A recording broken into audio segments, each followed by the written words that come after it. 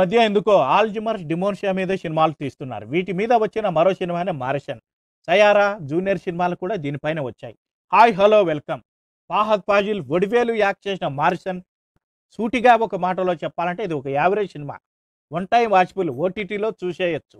ఇది ఒక స్లోగా సాగే క్రైమ్ థ్రిల్లర్. ఇక కథ విషయానికి వస్తే దయా అలియాస్ ఫాహద్ ఫాజిల్ ఒక చిల్లర్ దొంగ. అతను జైలు నుంచి రిలీజ్ అయిన వెంటనే ఒక ఇంట్లో డబ్బులు దొంగతనం చేయడానికి దూరిపోతాడు. ఈ క్రమంలో ఆల్జిమర్స్ వ్యాధి ఉన్న వేలాయుధం అలియాస్ వడివేలు గారి దగ్గర ఉన్న డబ్బును కొట్టేయాలని దయా అతనితో పాటు జర్నీ చేస్తాడు. ఇంతకు ఆ డబ్బులు దయా దొంగిలించాడా? అసలు వేలాయుధం యొక్క ఇంటెన్షన్ ఏమిటి? అతను ఏం చేయాలనుకుంటాడు, ఏం చేశాడు? ఈ క్రమంలో వారిద్దరి మధ్య ఎలాంటి బంధం ఏర్పడింది అనేది సినిమా. కథ బాగుంది, కథ నేరేట్ చేసే విధానం బాగుంది. కాకపోతే కాస్త స్లోగా డైరెక్టర్ నేరేట్ చేశాడు. ఫస్ట్ హాఫ్ మొత్తం సినిమా స్లోగా పోతుంది. వారిద్దరి మధ్య బైక్ పై జర్నీ కాస్త ఫ్రెష్ ఫీలింగ్ ఇస్తుంది.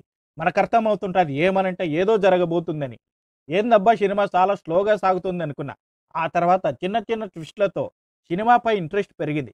సెకండ్ హాఫ్ మొత్తం ఎక్కడా బోరు కొట్టకుండా సింపుల్గా సాగుతుంది.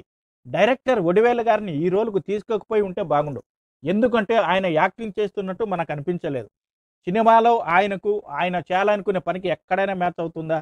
నడవడానికి కష్టపడుతున్న వ్యక్తి మనుషులను చంపుతాడంటే నమ్మడానికి ఏం బాలేదు.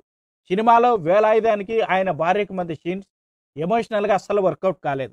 ఆ జర్నీలో వేలాయుధం మరియు దయాలు ఎమోషనల్గా దగ్గర అవ్వడం చాలా పోర్షెడ్గా ఉంది. ఎమోషనల్గా కనెక్ట్ అయ్యే 2 సీన్లు పెట్టాలి అక్కడ. అవి పెట్టకుండా ఎట్లా కనెక్ట్ అవుతారో మరి. ఫ్లాష్ బ్యాక్ సీన్లలో ఇంటెన్సిటీ లేదు.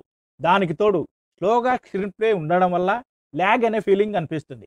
పర్ఫార్మెన్స్ పరంగా ఫాహద్ ఫాజిల్ యాజ్ యూజువల్ చాలా ఇంప్రెసివ్గా, యాక్టివ్గా, షెటిల్డ్గా పర్ఫామ్ చేశారు. యాడా పేరు పెట్టనీకి లేదు. వడివేలు గారికి యాక్టింగ్ ఈ సినిమాలో నాకు అస్సలు నచ్చలేదు. ఆయన ఆ క్యారెక్టర్కు సూట్ కాలేదు. ఆయన అంత పొట్టేసుకొని ఫైట్ చేస్తుంటే చాలా అంటే చాలా ఎబ్బెట్టుగా ఉంది. టెక్నికల్ పరంగా, మ్యూజిక్, సినిమాటోగ్రఫీ పరంగా జస్ట్ ఓకే.